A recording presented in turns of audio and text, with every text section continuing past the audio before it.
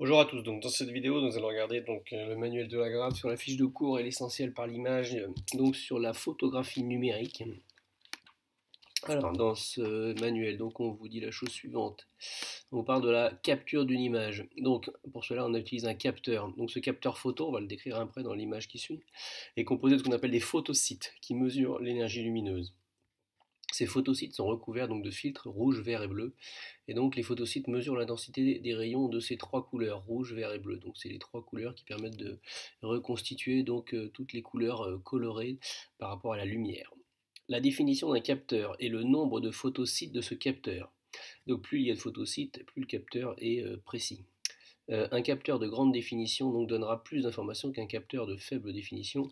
Vous imaginez bien que plus il y a de photosites, donc plus il y a de capteurs qui donc mesurent l'intensité des trois couleurs, plus vous aurez une image qui sera potentiellement bien définie et avec beaucoup plus d'informations.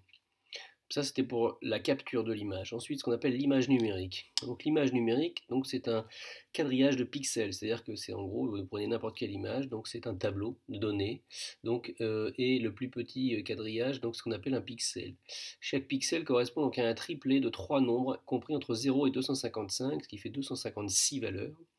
Donc, donnant les valeurs du rouge, du vert et du bleu qui permettent donc de reconstituer une couleur. Donc c'est à partir de ces trois couleurs qu'on peut, avec une intensité qui va de 0 à 255, qu'on peut refaire toutes les couleurs possibles, de toutes les couleurs possibles de l'arc-en-ciel.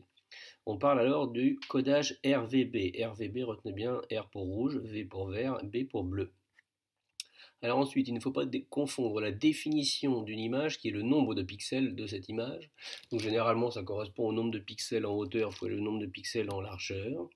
Et la résolution qui est le nombre de pixels, mais par unité de longueur. Elle permet d'estimer la qualité de l'image. En effet, si vous voulez une image qui soit très bien résolue, il faut qu'il y ait certes beaucoup de pixels, mais il faut bien qu'il y ait beaucoup de pixels sur une même unité de longueur. Si par exemple sur 1 cm vous avez 10 000 pixels et dans une autre image vous en avez 100 000, donc sur ici donc la résolution elle sera forcément meilleure là où sur une même unité de longueur vous aurez plus de pixels. Donc la résolution c'est bien un nombre de pixels rapporté à une unité de longueur. Des fois qu'on attend, c'est pour ça que des fois vous verrez peut-être dans vos images ou dans vos visites sur internet des pixels par pouce, des PPC. Donc c'est parce que c'est une unité anglaise, mais c'est toujours des pixels par unité de longueur. Alors les formats. Une image numérique donc, est une suite de 0 et de 1. Donc ça c'est les valeurs que l'on met dans ce qu'on appelle un bit. L'organisation et l'interprétation de cette suite de 0 et de 1 donc, va donner le format de l'image. La profondeur donc, de couleur et la mémoire utilisée pour coder la couleur d'un pixel. Alors par exemple sur ces bits, si on met que un bit pour la couleur, ça peut être par exemple noir ou blanc. Donc là, on est sur un bit. Si on veut du codage en nuances de gris avec tous les RVB, vous pourrez voir plus tard qu'en fait, c'est un codage sur 8 bits ou un octet. Et si vous codez donc avec ici, vous prenez pour chacun des RVB, vous mettez un octet, donc vous aurez donc 3 octets, ou alors 24 bits. Donc c'est ce qu'on parle de profondeur de couleur. Les formats d'image sont indiqués par l'extension du nom du fichier, mais ça vous en avez déjà vu plein, c'est les .jpeg, .raw, .tif, .png, etc. Dans certains formats, les images sont compressées, avec ou sans perte afin de réduire le poids. Effectivement, si on gardait toutes les informations importantes dans une image numérique, alors que globalement, tous les points importants, tous les pixels n'ont pas forcément besoin de la qualité qu'ils ont pour pouvoir être véhiculés, par exemple, via le réseau Internet. Donc c'est pour ça qu'on les compresse.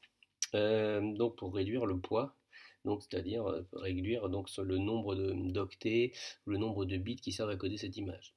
Le format EXIF correspond donc aux fichiers correspondant aux informations relatives à la prise de vue, ce qu'on appelle les métadonnées. Donc on peut retrouver ici la personne, le matériel utilisé, les données aussi vous pouvez aussi mettre dans les métadonnées tout ce qui est localisation géographique, ou bien entendu, vous pouvez modifier. Donc les métadonnées sont des données qui sont associées à la prise de vue, qui peuvent être modifiées, effacées.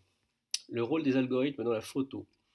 Lors de la prise de vue, puis de l'enregistrement d'une photo, des algorithmes effectuent différentes opérations. Elles permettent d'aider à la prise de vue, que ce soit pour la stabilisation, la netteté, ou encore d'améliorer l'image après enregistrement. Et là, c'est tout ce qui est traitement d'image. Donc là, je vous laisse redéfinir, relire avec le manuel les différentes définitions, puis on va passer donc maintenant à la description des images. Donc là, vous avez un arbre qui renvoie de la lumière. Donc cette lumière arrive d'abord sur, vous voyez ici, vous avez des filtres colorés, rouge, vert, bleu. Donc pour chaque carré de 4, vous avez deux verts, un rouge et un bleu. Donc ça c'est ce qu'on a vu dans les activités précédentes. Donc ici la lumière est filtrée par des couleurs. Et en dessous de chaque filtre, il y a un photosite qui mesure l'intensité lumineuse. Donc si vous êtes ici sur un filtre bleu, ben, vous aurez une intensité du photosite pour la lumière bleue, etc. Pour la lumière verte, pour la lumière rouge. Donc ça c'est pour le capteur. Ensuite pour ce qui est de l'image numérique, donc on a dit que c'était un tableau donc de pixels. Et à chaque pixel est associé trois nombres, donc en codage 24 bits ou 3 octets, qui sont donc le rouge, le vert et le bleu. Donc 33, c'est l'intensité du rouge. Ici, vous avez 116 pour l'intensité du vert et 182 pour l'intensité du bleu. Donc qu'est-ce qu'on voit? Bon, on voit que l'intensité majoritaire est donc du bleu, mais vous avez aussi une intensité assez importante sur le 116 et sur le rouge qui donne cette nuance de bleu, là, bleu clair. Donc ici, ça c'est le codage RVB de ce pixel. Sachant que dans l'image, il y a bien entendu un nombre assez conséquent donc, de pixels. Pour trouver le nombre, il faudrait multiplier le nombre de pixels en hauteur fois le nombre de pixels ici donc en largeur. Et ça, si on reprend les définitions, le nombre de pixels, hein, attention, ce serait bien égal à, donc si vous reprenez le manuel, donc ce serait égal à la définition de l'image. Ensuite, donc si je reprends l'image ici, donc pour au niveau des formats, donc vous avez quand vous prenez une photo, donc si vous voulez l'image la plus résolue sur laquelle vous pouvez faire en gros il y a toutes les informations au maximum, la plus résolue, donc celle qui vous apportera le plus d'informations, celle qui est utilisée par les photographes. Donc ça sera donc le point RAW. Donc là vous avez donc forcément une taille en mémoire ou un poids qui sera forcément très important et forcément vous aurez une très bonne qualité. À partir de là, vous pouvez former donc des formats plutôt compressés, donc qui sont ici le format TIFF ou le format JPEG. Le format JPEG, donc, qui a une qualité moindre, mais qui a donc l'avantage d'avoir un poids qui est très faible. Vous pouvez avoir un exemple intermédiaire avec le TIFF, donc vous avez un poids plus élevé, une qualité supérieure, mais qui n'est encore pas celle forcément du point RAW.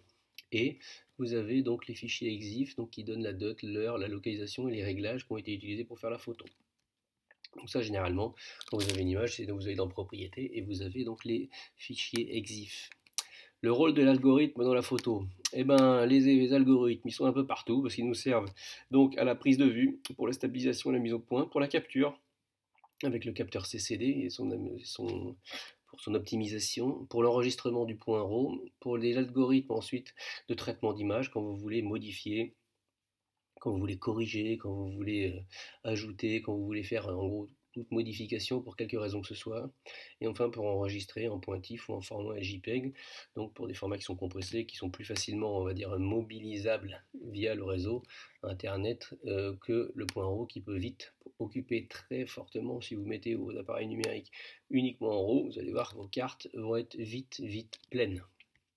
Voilà, donc j'espère que la lecture de cette fiche de cours vous sera utile.